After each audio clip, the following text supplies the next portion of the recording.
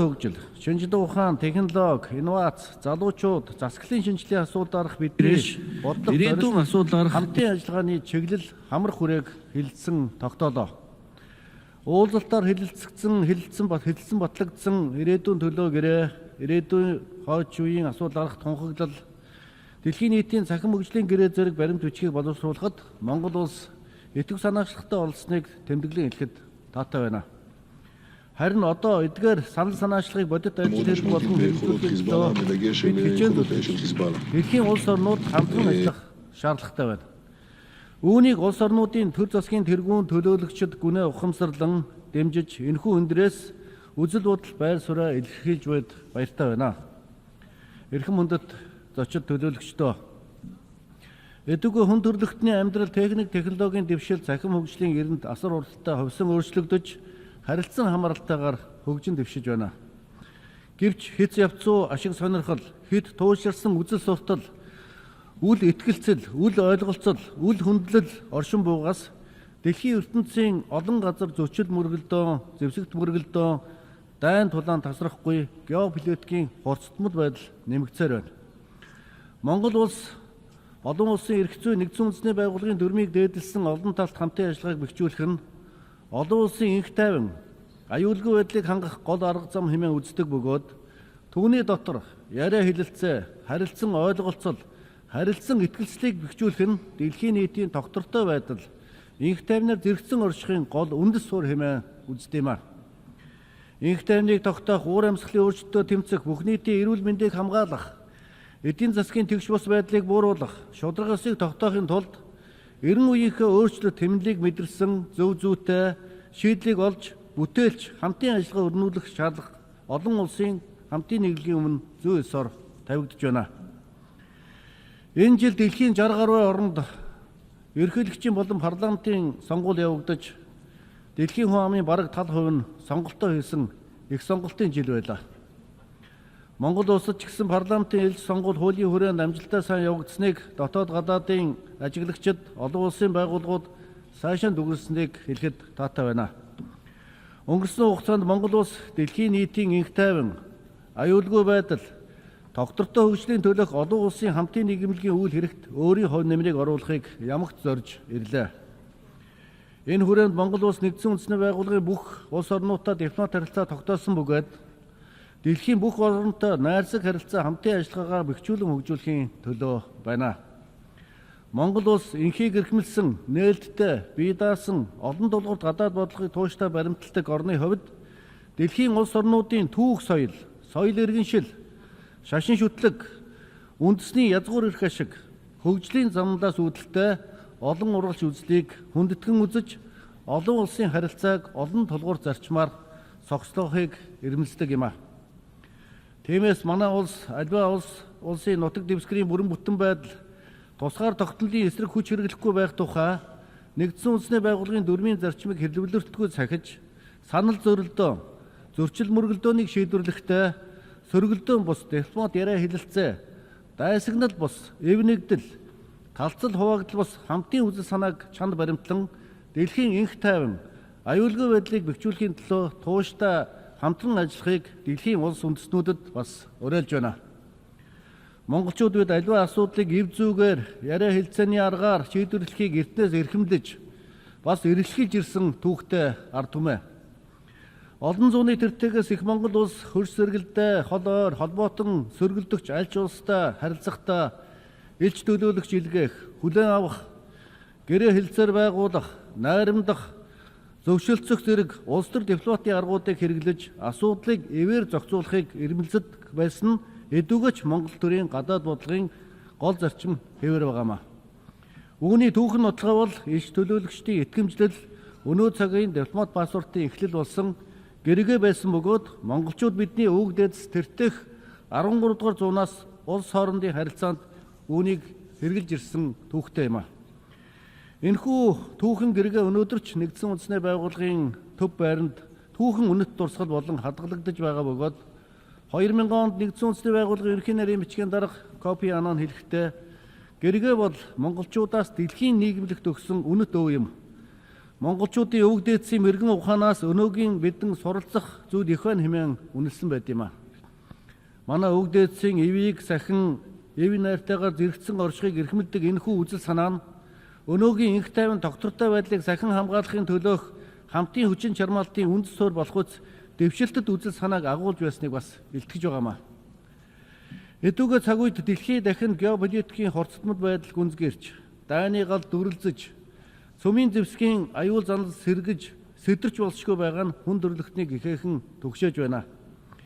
Цөмийн зэвсгийг үл дэлгэрүүлэх, хураах, бүрэн устгах, цөмийн зэвсэггүй бүс нутгийг өргөжүүлэх чиглэлд гаргасан дэлхийн улс орнуудын хамтын хүчин чармаалт ямар нэгэн ач холбогдлогоор өнгөрөх учиргүй юм а. Монгол улс цөмийн аюулыг зайлуулахад бодит төв нэмэр оруулж, цөмийн зэвсэггүй статусаа олон улсаар хүлээн зөвшөөрүүлсэн бөгөөд цөмийн зэвсгээс ангид байх бодлого үйл ажиллагааг цаашид тууштай даган мөрдөж дэмжихээ дахин нотолж байна. Манай улс инх тайван тогтвортой байдлыг хангах, ялангуяа цөмийн аюулаас ангид ертөнцийг бий болгохын төлөө бүх улс оронтой хамтран ажиллахыг уриалж, уг асуудлаар нэгдсэн үндэсний байгууллагын хүрээнд тусгай чуулга уулзалт зохион байгуулахыг бас санал болгож байна. Эрхэм хүндэт чуулганы дарга, дэлхийн инх тайван аюулгүй байдлын төлөө аян бие үйл хайрлан хүчин зүтгэж байгаа нэгдсэн үндэсний байгууллагын инхийг сахиулагч сэнхэр дуулалтнуудын үүрэг оролцоог Монгол улс өндөрөөр өмнөж энэ үйлсэд бодит төв нэмрээ оруулж ирлээ. Олон улсын терроризм, хэд даврагчдын хэрцгий үйлдэл, дөрвөсдийн тооны өсөлт зэрэг олон хүчин зүйлээс шалтгаалж сэнхэр дуулалтнууд улам бүр хүнд хэцүү нөхцөлд нарийн төвөгтэй үүрэг даалгаврыг биелүүлэх боллоо. Өнгөрсөн хугацаанд нэгдсэн үндэсний байгууллагын инхийг сахиулагч цэрэг цагдаагийн бие бүрэлдэхүүн, энгийн ажилтнууд зэрэг 4370 гаруй хүн үүрэг гүйцэтгэх явцдаа амь насаа алдсныг бид огт мартаж болохгүй. Монгол улс харьцангуй цөөн хүн амтаа хэдийж сүүлийн 20 гаруй жилийн хугацаанд 20,000 гаруй инхийг сахиулагч цэрэг дайчдаа дэлхийн халуун цэгүүдэд илгээж хүн төрлөختний инх тайван аюулгүй байдлын төлөө хүчин зүтгэж ирлээ. Тэр дундаа нэгдсэн үндэсний байгууллагын аюулгүй зөвлөлийн эмэгтэйчүүд инх тайван аюулгүй байдал хөтөлбөрийн дагуу нэгдсэн үндэсний байгууллагын инхийг сахиулах ажиллагаанд эмэгтэйчүүдийн үр дүнтэй оролцоог нэмэгдүүлэхийг зорж байгаа бөгөөд эдүгээ манай инхийг сахиулагчдын дунд эмэгтэй албан хаагчдын тоо 11%-ийг эзэлж байна. Энэхүү санаачлагыг нэгдсэн үндэсний байгууллагын инхийн ажиллагааны газар болон бусад хандивлагч улсууд, улс орнууд дэмжиж гэдэгт би итгэл төгс байна. Эрхэм хүндэт чуулганы дарга, хүндэт зочдоо. Сүүлийн жилүүдэд мэдээлэл харилцаа холбооны технологийн хөгжил эрс хурдсаж, хүн төрөлхтний өдөр тутмын амьдралын хэв маягт мэдэгдэхүйц нөлөөлж, цаашид соёл иргэншлийн хөгжлийг суураар нь өөрчилж болзошгүй хүчин зүйлд тооцогдох боллоо. Үүнтэй уялдуулан олон улсын тавцанд мэдээлэл харилцаа холбооны технологи, хиймэл оюуны талаарх эрчимтэй хэлэлцэж эхэлсний дотор бидний саяхны баталсан дэлхийн нийтийн цахим хөгжлийн гэрээ цаг үе олсон чухал алхам боллоо. Манай улс мэдээлэл технологийн хөгжилтэй хөл нийлүүлэн явахыг зорддог бөгөөд уг асуудлаарх нэгдсэн үндэсний байгууллагын тогтоол, баримт бичгүүд олон улсын эрх зүйн бусад хилцүүлэгт чухал ач холбогдол өгч идэвхтэй оролцож ирсэн юм а. Энэ оны 3 дугаар сард нэгдсэн үндэсний байгууллагын ерөнхий ассамблей анх удаа хиймэл оюуны найдвартай аюулгүй байдлыг хангахыг гишүүн орнуудаа уриалсан тогтоол баталсан нэн чухал алхам болж байна. Дэлхийн улс орнууд тогтвортой хөгжлийн зорилгоодын хэрэгжилтийг хэвчимжүүлэхийн тулд эдийн засгийн төрөлжилт, эрчим хүч ба цахим шилжилтийг дэмжих бодлого баримтлах, уур амьсгалтын өөрчлөлтөөс үүсэх сөрөг нөлөөллийг бууруулах, дасан зохицох чадварыг сайжруулах, нийгмийн суур үйлчилгээ, тэр дундаа боловсрол, эрүүл мэндийн хүртээмжийг нэмэгдүүлж, ажил эрхлэлт, хүнсний хангамж болон аюулгүй байдлыг сайжруулах чиглэлд төлхөө анхаарал хандуулж байна. Нөгөө талаас дэлхийн нийтийн өрийн хуримтлал урд өмнө байгаагүй өндөр түвшинд хүрч, хөгжиж буй орнуудын өрийн үйлчлэгээний төлбөр нь авч буй зээлийн хэмжээнээс хэтэрч, тогтвортой хөгжлийн зорилгоодыг хэрэгжүүлэх төсвийн орон зай улам хомигдсоор байна. Монгол улс нэгдсэн үндэсний байгууллагын ерөнхий нарийн бичгийн даргын бидний нийтлэг зорилго, илтгэлийн санаачлагуудын хүрээнд Өрийн доктортой байдлыг хангах бус олон улсын санхүүгийн тогтолцоог уг үндсээр нь шинжлэх олон улсын хамтын нийгэмлэгийн хүч чармаалтыг бүрэн дэмжиж байна.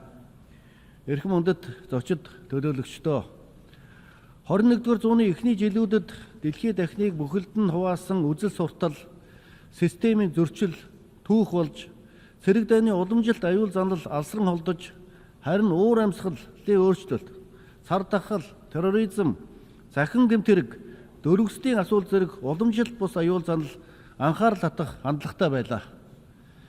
Гэвч энэ нөхцөл байдал сүүлийн жилүүдэд эрс өөрчлөгдөн уламжилт аюул занал урдын адил дахин сэргэж дэлхийн нийтийн аюулгүй байдал тогтвортой хөгжилд сөргөөр нөлөөлөх болж байна.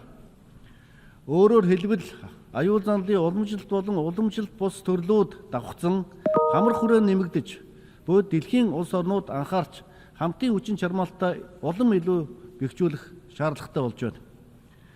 Ялангуяа дэлхийн дулаар уур амьсгалын өөрчлөлт нь байгаль цагуур, эдийн засгийн хүрээнээс хальж хүний нийгмийн эмзэг асуудал, нөөц баялагын төлөөх маргааныг хурцдах, шилжит хөдөлгөөнийг өдөөх зэргээр олон тооны шууд ба дам аюул эрсдэл дагуулах боллоо. Хэрв нөхцөл байдал энэ хэвээр удаан үргэлжлүүлэх хүн төрөлхтөнд хөгжих эс өгчхийн тухай бус харин орших эс орчхийн сонголт тулгархыг үгүйсгэх аргагүй юм а. Тиймээс та бид нөхцөл байдлаа нухацтай дүгнэлт хийж уур амьсгалын өөрчлөлтөөс үүдсэн асуудал, сорилтуудыг даван туулахдаа эрен үеийнхээ дэвшилт суурилсан ухаалаг шийдэл, шин технологиг нэвтрүүлж, сайн туршлага харилцан хуваалцаж, хамтран ажиллах шаардлага зүй ёсоор тавигдж байна. Монголчууд бид нүүдэлчдийн хүр сад бөгөөд энэ онцлог өв соёл уламжлаа өнөөж хадгалж эрхэмлэн дээдлэж ардун байгаамаа. Нүүдлийн соёл иргэншлийн их сурвалж нь чухамдаа байгаль дэлхийг хайрлан хамгаалах, үр шимийг нь зөв зөвхөстэй хүртэх, хүн байгалийн зүй тогтлыг хадгалан хамгаалах ногоон хөгжлийн үзэл санаа юм. Энэ нь ногоон хөгжлийн ирээдүйн талаар монголчууд бидэнд уламжилт арга ухаан, санал санаачлага баггүй байна гэсэн үг юм а. Тиймээс тогтвортой хөгжлийн зорилтуудыг ханган хэрэгжүүлэх хүрээнд Монгол улс Алсын хараа 2050 урт хугацааны хөгжлийн бодлого чиглэлдээ нийцүүлэн тэр мод, хүнсний хангамж аюулгүй байдал, эрүүл Монгол хүн, захин Монгол зэрэг үндэсний хөдөлгөөн хөтөлбөрүүдийг амжилттай хэрэгжүүлж байна. Эдгээр нь тогтвортой хөгжлийн зорилтуудыг ханган хэрэгжүүлэхэд олон улс бүс нутгийн төвшөнд бидний оруулж буй бас хувь нэмэр гэж үзэж болно. Мөн энэ хүрээнд Монгол улсын санаачлагаар нэгдсэн үндэсний байгууллагын ерөнхий ассамблеийн баталсан 2026 оныг бэлчээр ба нүүдлийн мал аж ахуйн олон улсын жилээр зарлах тухай тогтоодын хэрэгжилтийг хангах нэгдсэн үндэсний байгууллагын сүлжилттэй тэмцэх конвенцийн талуудын 17 дугаар баг хурлыг 2026 онд Улаанбаатар хотноо зохион байгуулахаар бид бүхэн бэлтгэл хангаж байгааг дуулгахад таатай байна. Олон улсын хамтын нийгэмлэг гишүүн улс орнууд биднийг дэмжиж бид бүхэнтэй хамтран ажиллана гэдэгт итгэлтэй байна. Эрхэм хүндэт чуулганы дарга манай улс Төв Азийн өндөрлөгт орших өвөрмөц байрлал, эрс дэрс уур амьсгалтай далаад гарцгүй орны хувьд ижил төстэй байрлал, нийтлэг сорилт бүхий улсуудын асуудалд онцгой анхаарч тэдэнтэй хамтран эрх ашгаа хамгаалах, дэлхийн нийтэд дуу хоолойгоо хүрэхэд бодит төв нэмрээ оруулж ирлээ.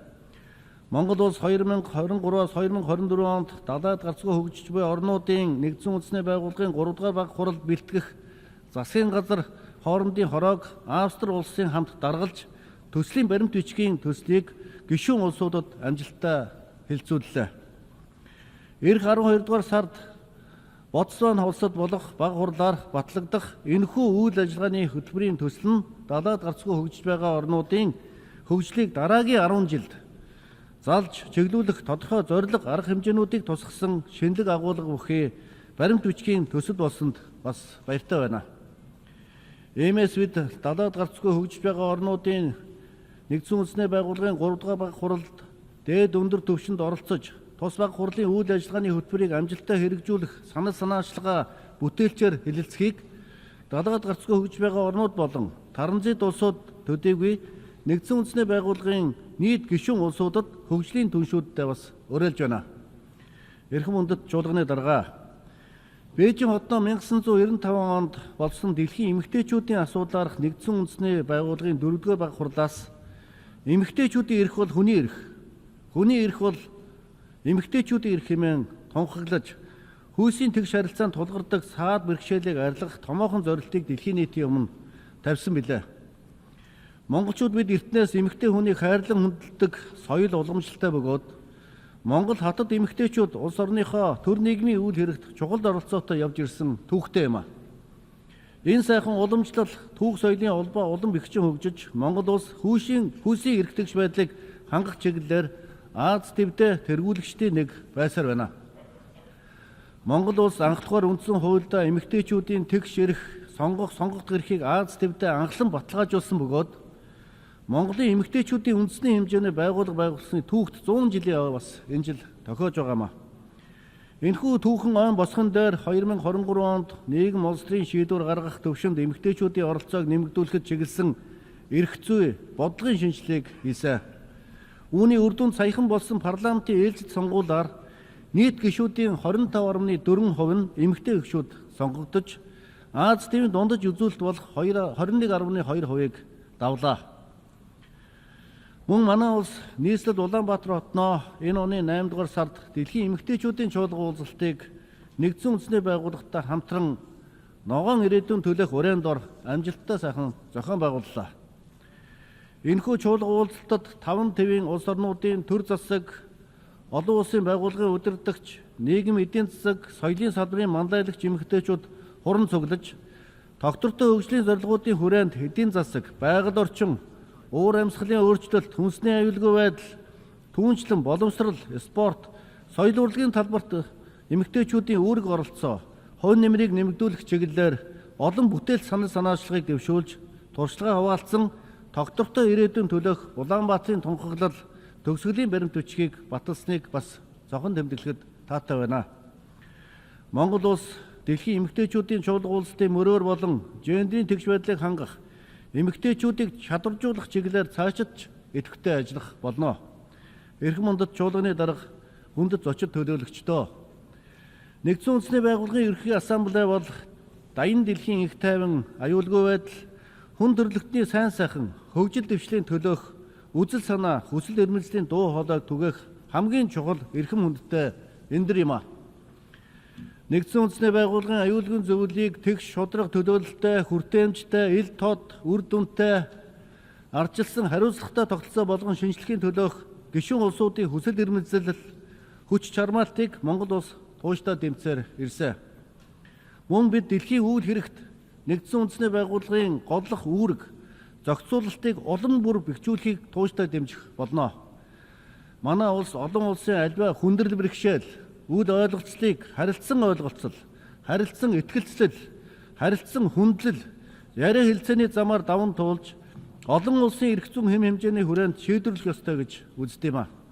Иймд даян дэлхийн их тайван, аюулгүй байдал, тогтвортой хөгжил, хүн төрөлхтний сайн сайхны төлөөх их үлсэд төр засгийн тэргүүн, эрхэм хүндэт төлөөлөгчид та бүхэн онцгой манлайлал үзүүлэн дэлхийн улс орнуудын итгэлцлэл, харилцсан хүндлэл, хамтын ажиллагааг бэхжүүлэхэд бодит төв нэмэр оруулахыг уриалж байна. Мөнх тэнгэр хүн төрлөختөн биднийг өн мөнхөд ивэж даян дэлхийд амар амгалан байх болтугай. Анхаарал тавьсанд баярлалаа.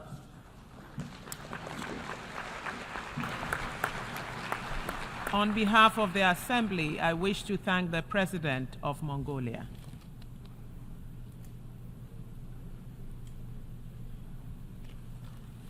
The Assembly will hear an address by His Excellency Wavel Ramkalawan, President of the Republic of Seychelles. I request protocol to escort His Excellency and invite him to address the Assembly.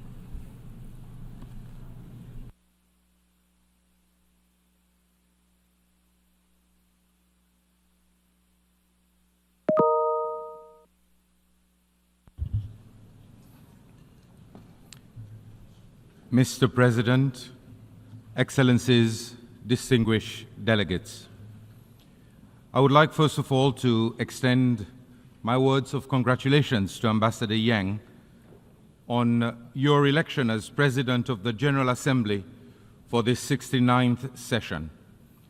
I wish also to thank Ambassador Francis for his diligent leadership during the 78th session. Mr. President, As the highest representatives of the peoples of the world, we meet every year in this institution, which promises to deliver peace, progress, and prosperity for all. We must be frank. Frank in our assessment of what we are doing for the people that we represent and their interests that we serve. For my people of the Seychelles, we must be critical of our approach to the challenges of today and plan for the challenges of tomorrow. The world is less secure than even just 1 year ago. Where we hoped that existing conflicts could be resolved, we find ourselves in a situation more tense and precarious. Flames stoked by competition and distrust threaten to engulf those who have no part in these conflicts, leaving us gripped by a fearful atmosphere of instability exacerbated by the worry of expanded warfare. We are in danger of losing sight of the values that bring us together, that transcend borders and cultures, that are understood in all languages and present in all ideologies. We must revert to our foundational principles of dialogue and cooperation. Without a stable foundation, we cannot build our vision of a peaceful, prosperous, and sustainable world. Our focus is diverted from the challenges requiring our urgent and undivided attention, challenges affecting the core of people's lives and equally requiring solutions with people at their center. The climate crisis, ending poverty and hunger, ensuring that all have the indisputable right to a decent and dignified life. Our people have entrusted us to work together to find solutions. Mr. President, 79 years ago, the permanent members of the Security Council conferred upon themselves the great responsibility of ensuring international peace and security, to cooperate in good faith to save future generations from transgressions of the past. With this great responsibility comes the expectation that gross violations of the UN Charter be dealt with resolutely and impartially. We place our trust in them to act in the common interest, to prevent conflict and preserve human dignity. The consequences of conflict are felt beyond the direct and intolerable suffering of victims in war zones and those displaced by fighting. In such an interconnected world, we are all subjected to inflationary pressures, elevated commodity and energy prices, and other disruptive effects. Widened and prolonged conflict risks affecting smaller states like Seychelles, trying not to get caught in the crossfire. It is not our intention to lecture the world powers, nor attempt to prescribe solutions to complex issues. We simply wish to remind you of your duty and be reassured that geopolitics will not supersede human rights and international law. Since its formation in 1946, the Security Council has remained largely unchanged. Most of Africa was under colonial rule then. Seychelles joins the call for the UN and the Security Council to deliver the reform being appealed for by so many, with the objective not to hinder its work, but to bring inclusivity and perspective. It is time to correct one of the many injustices to which Africa has been subjected. Permanent membership of the world's primary peacekeeping institution is a necessity. The consideration by the Council of critical issues such as sea level rise brought by Malta last year and the broader climate security nexus has proven that it is capable of reflecting new realities. The proposal of the United States to include a rotating seat for small island developing states is a welcome and progressive one. Mr. President, climate change remains the foremost challenge facing humanity, and failure to address its effects will devastate current and future generations. As a small island state, Seychelles understands what it means to be vulnerable, a vulnerability that cannot be ignored in the future we see for ourselves. We are on the front lines of the climate crisis, which poses irreversible threats to our people, our economy, and our way of life. Rising sea levels, extreme weather events, and the degradation of our oceans are stark reminders of the urgent need for global action on climate change.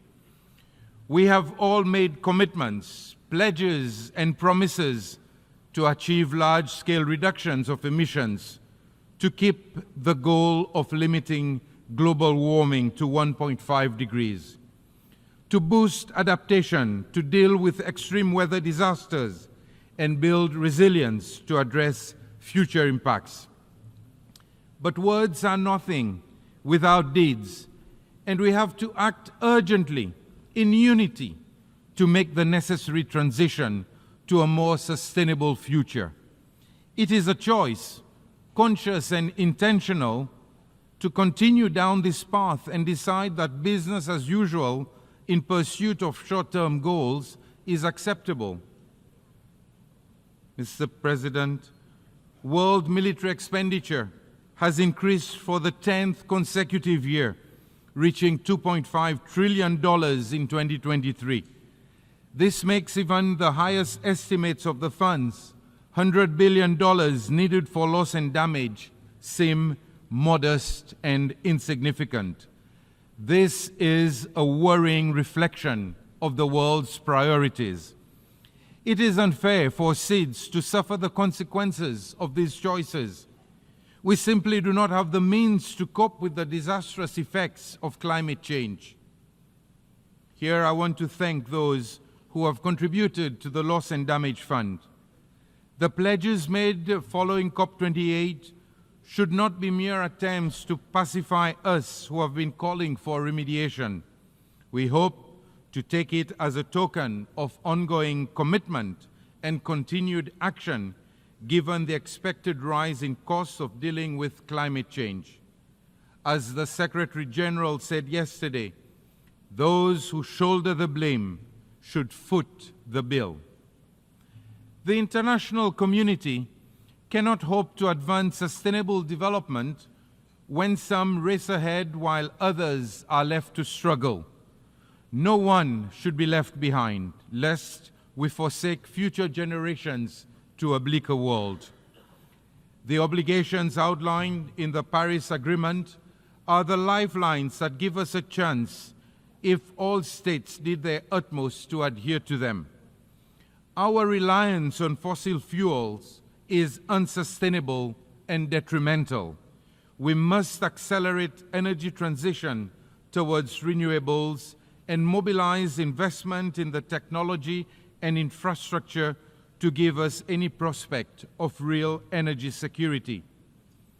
Seychelles' focus remains on nature-based solutions to combat climate change while ensuring economic sustainability and environmental preservation. Our blue bonds demonstrate the potential to harness capital markets for financing the sustainable use of marine resources. Mr. President, ambitious and innovative strategies of securing long-term economic development are futile without finance that is accessible and sustainable. The average debt to GDP ratio in SIDS exceeds 70%. It is crippling and impedes our development by diverting critical resources away from where they are most needed, in infrastructure education, and healthcare. Our vulnerabilities have been expounded, yet our borrowing costs remain high. Instead of concessions, we are penalized for our vulnerability. It is time to move beyond discussion and implement real reforms in the international financial system to address the preclusion of some vulnerable countries, regardless of income status, from opportunities to meet development needs. We must also recognize the humanitarian consequences of economic policies. Our work in the multilateral system is undermined by unilateral coercive measures that are intended to leave economies crippled and governments unable to advance dignity for their own people. Mr. President, the multilateral system remains our best hope for addressing the challenges we face. As a small state, Seychelles believes in the United Nations, for we fear of a reality with no alternative. In a world more interconnected than ever, multilateralism is the network that links our shared values to achieve the vision that we have for our world, one that is defined by our common interests and not by our differences. We are here to solve problems, not exacerbate them, to listen and not to dismiss.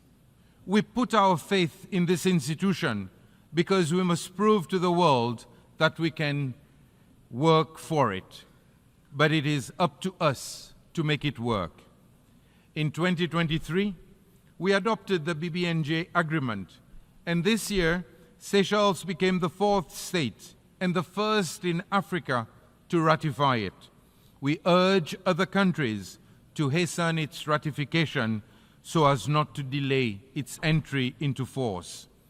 This year's 4th SEEDS conference in Antigua and Barbuda shone a timely light on the challenges that we face in a global economic landscape for which we are ill-equipped to navigate. The Antigua and Barbuda agenda for SEEDS provides the blueprint for action over the next decade, and we call on the international community to commit to its implementation. The MVI resolution adopted here last month also represents a triumph of the multilateral system to consider new approaches to complex and evolving issues. Its data and findings deliver the empirical grounding for what we know to be true, that a single-layered approach to development is no longer accurate nor adequate. A better understanding of precisely these multidimensional vulnerabilities will be crucial for the decisions that we take, and more importantly, those taken on our behalf. The Pact for the Future, just adopted, should rightly usher in a new era of engagement based on mutual interest and mutual respect. We must use it to bridge divisions between nations on critical issues of human rights, gender equality, and the rule of law, one that accelerates the implementation of the SDGs and shapes the international financial system more fairly, one that adapts responses to global crisis in a more coordinated way, and one that restores peace with a promise to preserving it in the future. For Seychelles, the Declaration on Future Generations should signal our commitment to safeguarding the rights of all people who will be born by the end of this century, most of whom in developing countries. People who should not be born into hardship. We must envision a world where survival is not a struggle, a world that ensures everyone's rights to prosperity. Basic rights should not be difficult to provide. Mr. President, I firmly believe that these are the foundations on which our cooperation and progress should be built, the things that our people need the most, and what should guide us to building a world that is more secure and sustainable. Let us strive to be the architects of a world where no one is left behind. I thank you. On behalf of the Assembly, I wish to thank the President of the Republic of Seychelles. The Assembly will hear an address by His Excellency Peter Pavel, President of the Czech Republic. I request protocol to escort His Excellency and invite him to address the Assembly.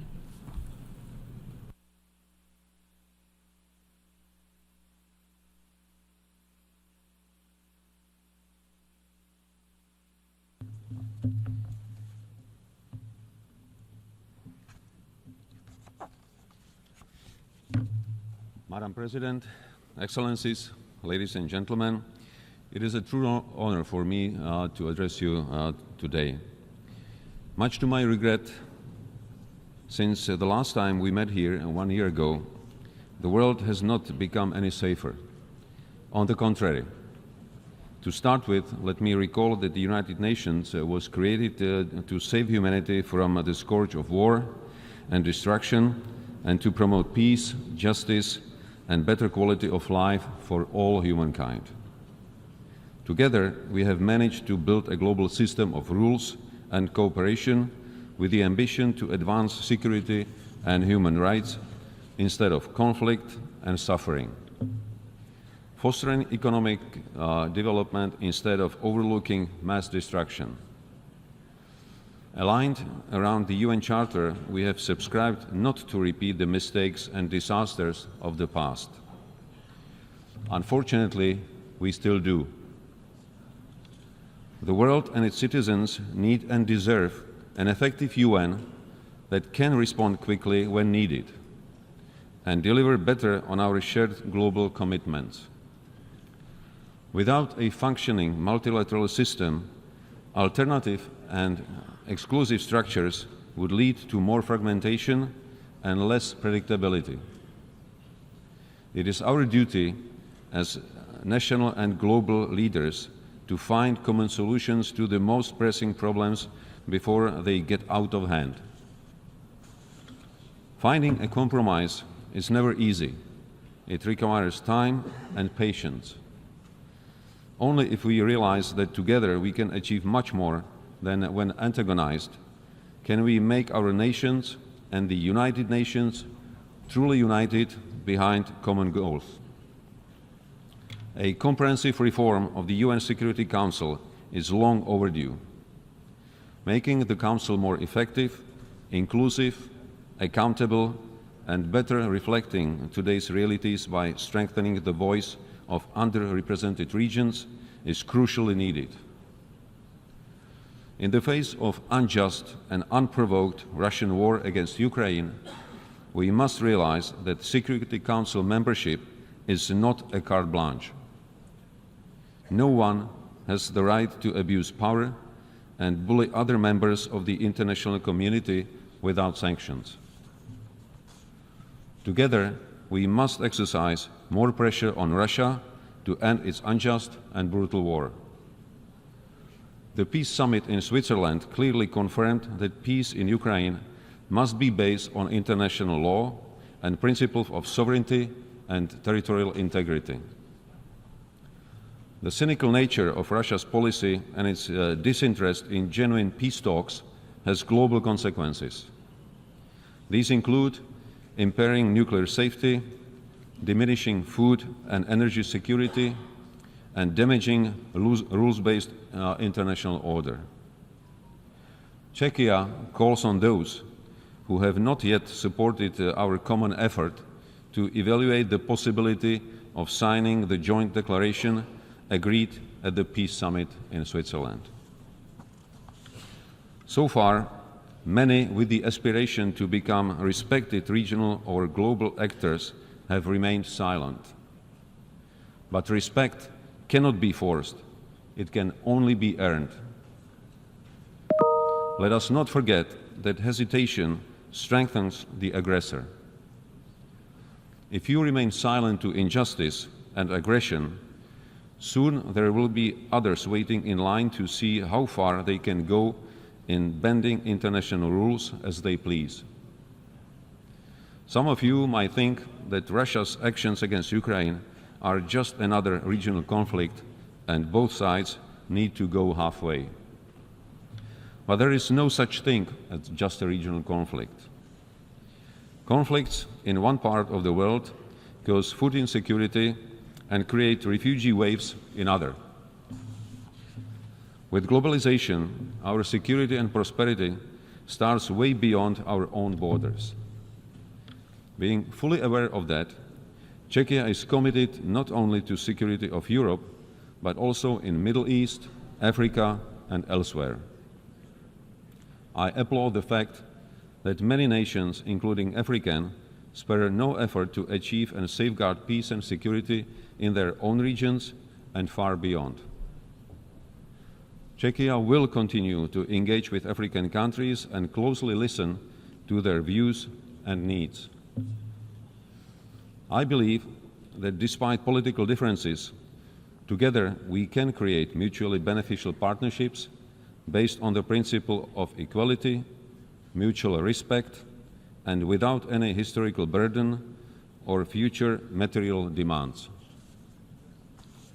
Africa is a continent with huge economic potential, which is waiting to be unlocked. We want to see Africa flourish, enhance its capabilities, and create opportunities and jobs for young people. The last topic I want to touch upon is cybersecurity and technology. With progressing digital transformation and our increasing reliance on advanced technology, the gravity and scale of cyber threats are increasing and respect no borders. Cyber espionage and attacks against our hospitals, media, infrastructure, national institutions and businesses aim to destabilize our democratic system and undermine its principles. Just as offline, we cannot allow the cyberspace to become a lawless criminal world. The agreed framework of responsible behavior of states in cyberspace should guide us in our effort to strive for a safer online world.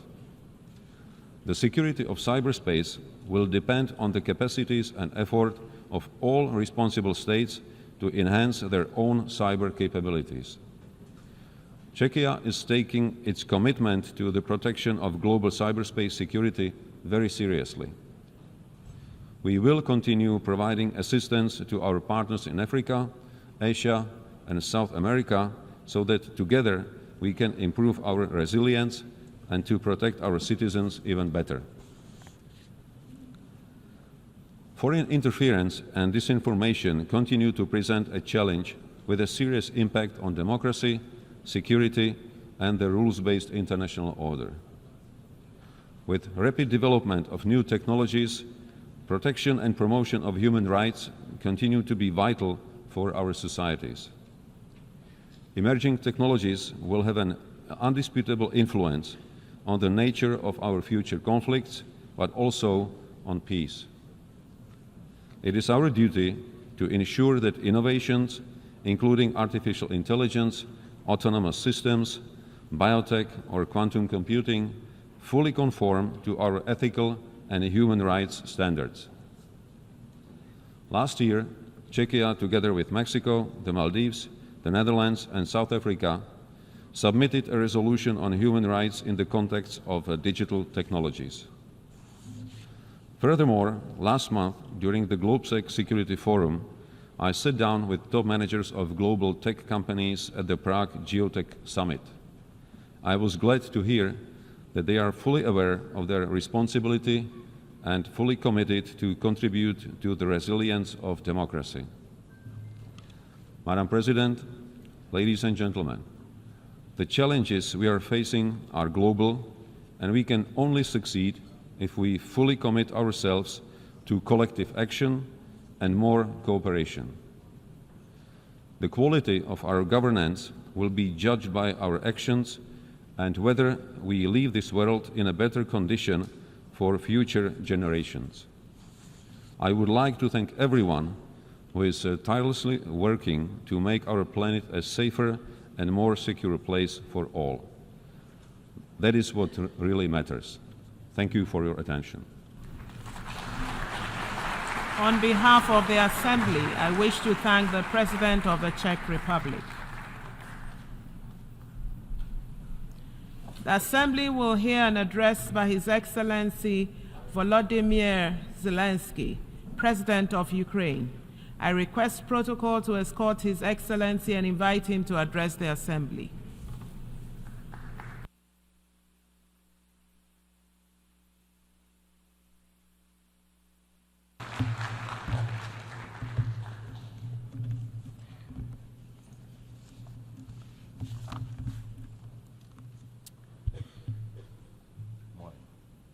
Thank you very much. Dear leaders, Your Excellencies, today I want to tell you about a day that has already passed and a day that must never come. On the night of March 4th, 2022, I received one of the most terrifying reports since the beginning of a full-scale Russian invasion against Ukraine. The report was about Russian tanks firing directly at the buildings of our Ukrainian nuclear power plant, the Zaporizhzhia nuclear power plant, the largest one in Europe, 6 nuclear reactors. The Russian army stormed this facility just as brutally as any other during this war, without thinking about the consequences, possibly disastrous. This was one of the most horrifying moments of the war, when no one could know how Russian strikes on the nuclear facility would end, and everyone in Ukraine was reminded of what Chernobyl means. Now, the Zaporizhzhia nuclear power plant remains occupied by Russian forces, unfortunately, and it's at risk of a nuclear incident. This is the major source of radiation danger in Europe, possibly in the world. That's why in the peace formula I presented, the first point is about nuclear safety. In Ukraine, we know exactly what we are dealing with. And I want to thank you, the General Assembly members, for adopting a resolution in July this year on the safety of nuclear facilities in Ukraine. Most in the world understand what's at stake.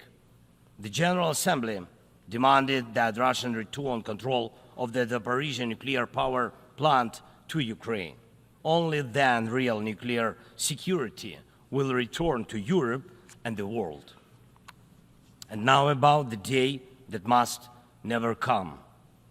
Since Russia can't defeat our people's resistance on the battlefield, Putin is looking for other ways to break the Ukrainian spirit. One of his methods is targeting our energy infrastructure. And these are deliberate Russian attacks on our power plants and the entire energy grid. As of today, Russia has destroyed all our thermal power plants and a large part of our hydroelectric capacity. This is how Putin is preparing for winter, hoping to torment millions of Ukrainians, ordinary families, women, children, ordinary towns, ordinary villages. Putin wants to leave them in the dark and cold this winter, forcing Ukraine to suffer and surrender. Just imagine, please, your country with 80% of its energy system gone, with such a destroyed part of the system. What kind of life would that be? Recently, I received yet another alarming report from our intelligence. Now Putin does seem to be planning attacks on our nuclear power plants and their infrastructure, aiming to disconnect the plants from the power grid. With the help of satellites, by the way, ladies and gentlemen, satellites of other countries. Russia is getting images and detailed information about the infrastructure of our nuclear power plants. But what does this really threaten? Any missile or drone strike, any critical incident in the energy system could lead to a nuclear disaster. A day like that must never come. And Moscow needs to understand this, and this depends in part on your determination to put pressure on the aggressor. These are nuclear power plants. They must be safe. Ladies and gentlemen, 2 years ago, in the fall of 2022, I proposed a comprehensive strategy to end the war and to ensure security, and I presented the peace formula at a highly inclusive political platform for world leaders, the G20 summit in Indonesia, representing billions of citizens from all parts of the globe. And it's important for us that all these people can understand us, understand that Ukraine wants to end this war more than anyone in the world. War always poses a threat to many. You all see in the media and read in reports what is happening in Ukraine because of Russia's war. It's something many are imagining happening to themselves. And yes, the smoke from fires in war-torn cities can reach other countries. And if, God forbid, Russia causes a nuclear disaster at one of our nuclear power plants, radiation will not respect state borders. And unfortunately, various nations could feel the devastating effects. Many are concerned, but the deepest understanding of war is always found in the home it destroys. It's the Ukrainian people who feel the full pain of this war. It's Ukrainian children who are learning to distinguish the sounds of different types of artillery and drones because of Russia's war. It's our people who are forcefully separated by occupation because Putin decided he could do whatever he wants. It's our heroic soldiers who are giving their lives to defend our country from invaders trying to steal our land. That's why we say, rightfully so, there can be no just peace without Ukraine. And I thank every leader, every country that supports us in this, that understands us, that sees how Russia, a country more than 20 times larger than Ukraine in territory, still wants even more land, which is insane, and is seizing it day by day while wanting to destroy its neighbor. And Russia found very special bodies for that. North Korea and Iran, telling choice of friends. And now every neighbor of Russia in Europe and Central Asia feels that the war could come to them as well, and just think what kind of losses that would mean for the world. And I thank nearly 100 nations and international organizations that have supported the peace formula. It's truly a global community: Africa, Asia, Europe, Latin America, North America, the Pacific region, all united by the peace formula. And I am glad that the first peace summit was so reminding of the UN General Assembly. Everyone was equal. All nations that participated in the peace summit, large and small, no veto right, no blocking authority, those that have been independent for ages and those that have only recently gained independence, those that have gone through wars themselves, and those accustomed to peace, all were equal. That is what Russia hates the most and cannot control. That's why Russia says the peace formula doesn't suit it. Here at the UN, I've already met with leaders from India, Guatemala, Japan, and Italy Turkey and Finland, Canada, Paraguay, Slovenia, Germany, and others, and my meetings will continue. These are different, absolutely, parts of the world and various political waves of life, but they share the same understanding. Peace is needed, and it must be a real, just peace. Unfortunately, at the UN, it's impossible to truly and fairly resolve matters of war and peace because too much depends in the Security Council on the veto power. When the aggressor exercises veto power, the UN is powerless to stop the war, but the peace formula can. Once again, there is no veto power in it. That's why it's the best opportunity for peace. Everyone is equal, and it's effective and comprehensive. When some propose alternatives, half-hearted settlement plans, so-called sets of principles, it not only ignores the interests and suffering of Ukrainians, who are affected by the war the most.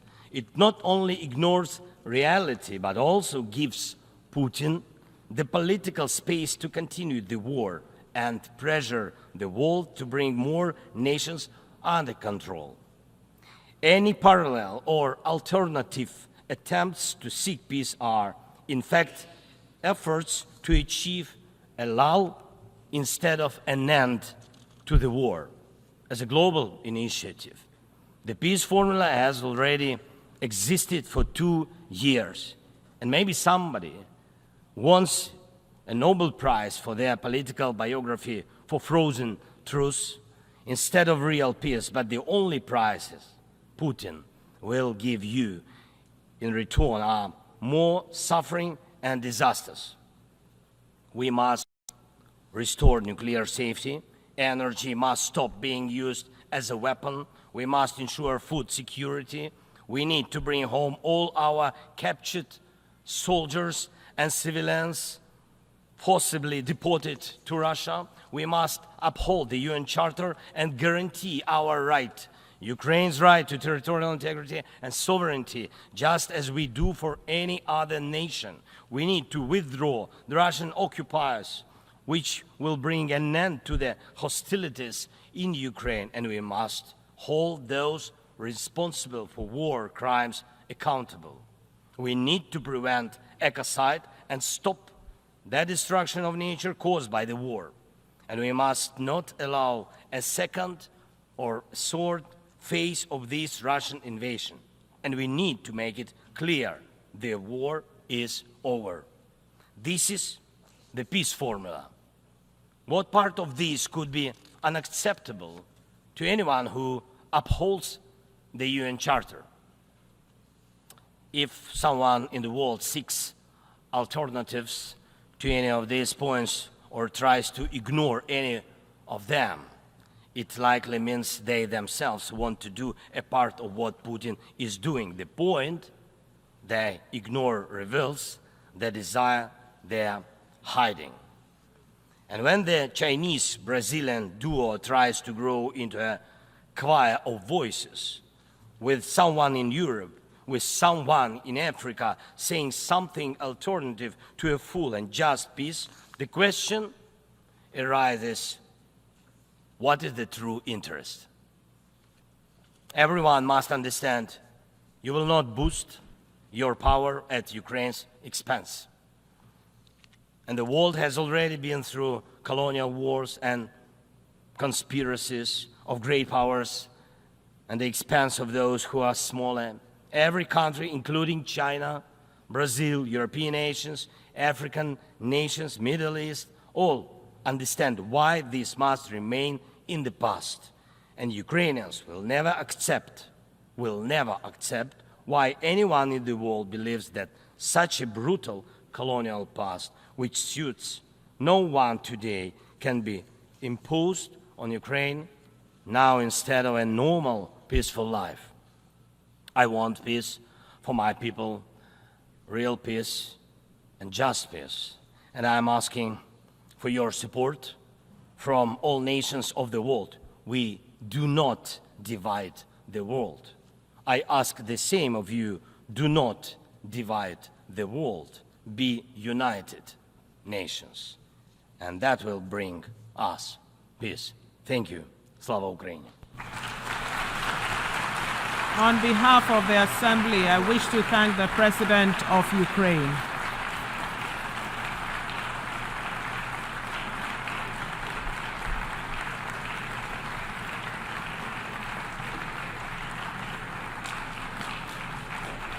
The Assembly will hear an address by His Excellency Nana Addo Dankwa Akufo-Addo, President of the Republic of Ghana.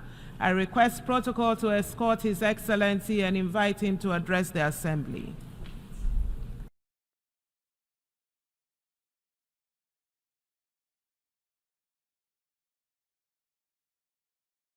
Service.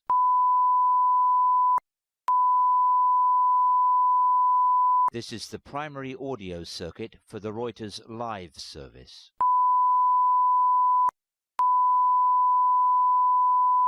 This is the primary audio circuit for the Reuters live service.